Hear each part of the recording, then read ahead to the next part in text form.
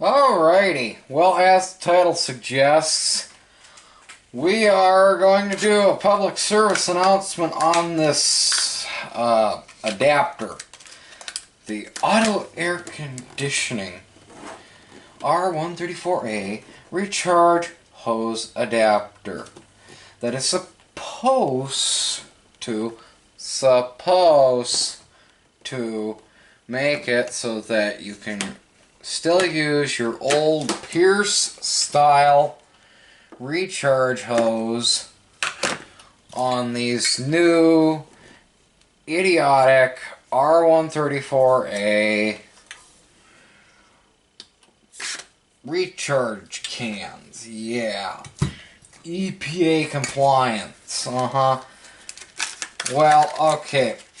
Some of you that have watched the other video I've made, the first one, that's actually the reason why I'm putting this one out, is because I noticed that there was comments on that one saying that they couldn't get the darn thing to work, it was a pile of junk, and tell you flat out, folks, I've been having problems with it myself, and part of it comes down to the cans. I've noticed that some of the cans have a little nipple on the inside that sticks up that the pin pushes down on, and then some of them, they don't have that nipple, and I think what it really comes down to is that new technology, they really haven't gotten the cans real standardized, but a part of it is that I also know you really got to crank this thing down onto the hose in order to get it to work. What do I mean by you really got to crank it down? Well, I mean you got to really crank it down, because how it's supposed to seal or work is that it's got a plunger here that operates a needle on the other side, so you crank it down and there you go, and then the needle pushes down on the plunger in the can and sends R134a through the system. Well, I've noticed that unless you've got it really cranked down, let's say you've got it like that, folks. Yeah, that isn't far enough in. No. Because the needle is not coming up. You gotta really crank onto it. And even with not having a can on, it's a pain in the butt.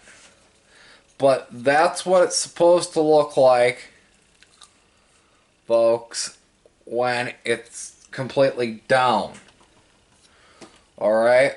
If it's not completely down, and if you don't have the can itself completely seated into the adapter, it will not work. It will not work.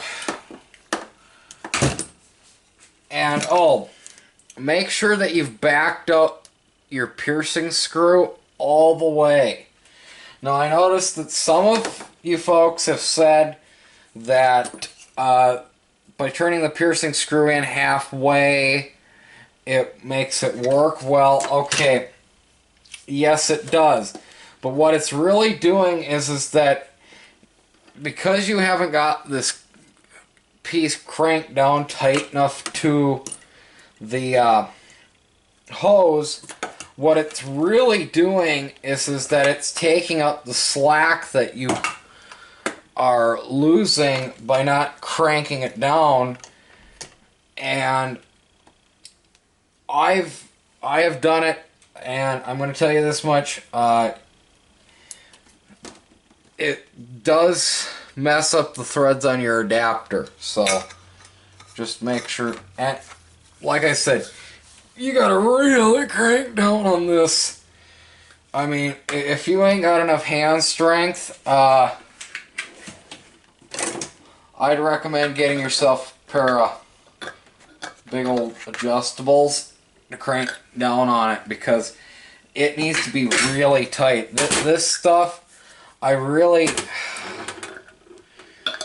it needs to be super tight. And like I said, folks, some of these cans, the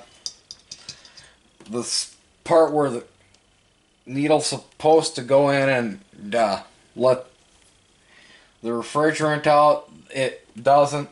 Another thing I don't like about these is that I'm having a hard time getting the whole can out.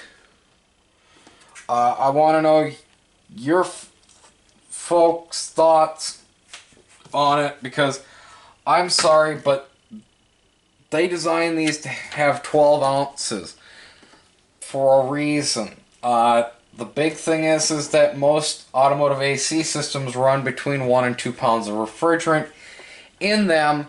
So what the can manufacturers have done is they've put 12 ounces in, so that when you need to recharge or just add on, you're not putting a full pound in. And when you go and do an evac on a system, that when you go and put 2 cans in, you've still got a couple ounces of room left, so that you can put extra oil in as needed into the system. So that's always been the way that I was told why they put 12 ounces in a can. Please comment if you know what differently, if it's, you know, just some marketing wank, whatever. But that's what I've kind of been told, why they put 12 ounces in a can instead of 16.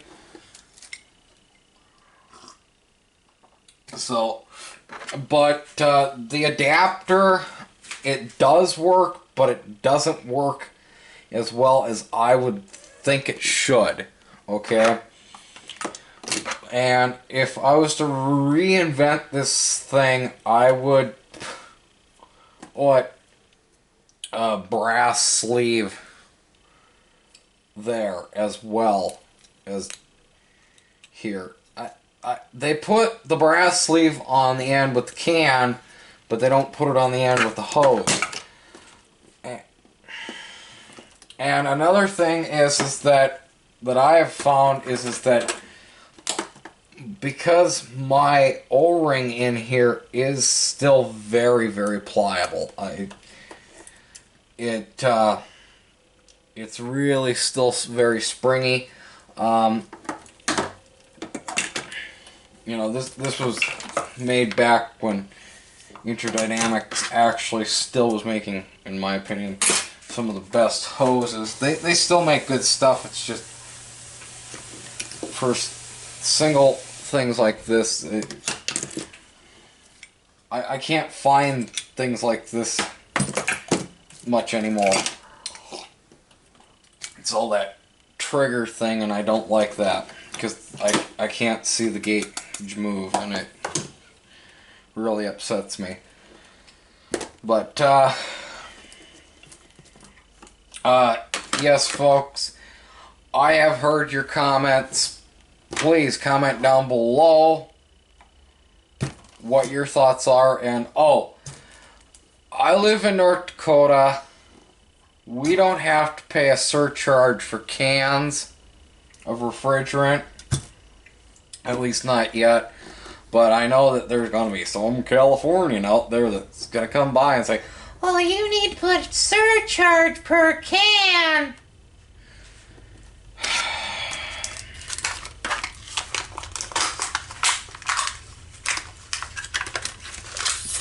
No. So, please, comment down below. I would like to know how it actually works in your state for getting refrigerant. I know here in the upper Midwest, at least from North Dakota and Minnesota standards, you just walk into the store, you pick up a can of refrigerant, and you go to the counter, pay for it, and walk out the door. If it doesn't work that way, please tell me down below in the comments. I think that we'd all like to know what the heck's going on around the country. So thanks for watching. I might do another one. See you on the next one.